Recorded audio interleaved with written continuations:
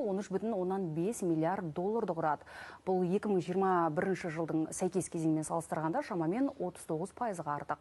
Бұған пандемияға байланысты кейінге шегерілген сұраныс әсер етті ме, әлде екі ел арасындағы импорт, экспортта жаңа бағыттар пайда болды ма?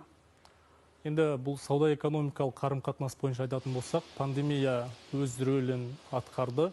Өйткені осындай қарым-қатынас, егер пандемия болғанда, жоғары деңгейде сауда қарым-қатынасы болуы мүмкін еді. Енді құрылымы жағынан қарайтын болсақ, Қазақстанның экспорты бізде көмірсутек өнімдері және шикізат көбінесе.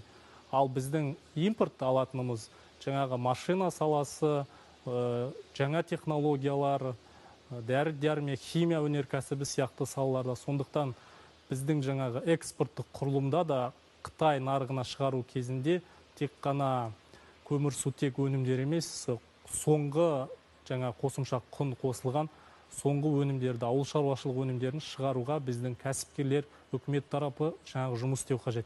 Өйткені өзіңіз білесіз, Қытай ол әлемдегі екінші экономика, 17 триллион жалпы ішкі өнімі, жалпы әлемдік экономиканың 18%-ын құрайды.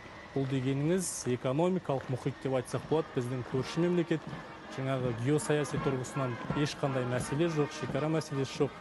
Сондықтан біз бұл нарықты тиімді пайдалану қажетпіз.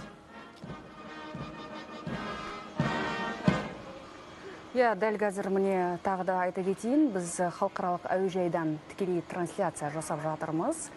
Қазір ұшақтан Қытай Халық Республикасының төрағасы түсуі тиіс. Міне күтуге дайындық жүріп жатқан көріп отырсыздар.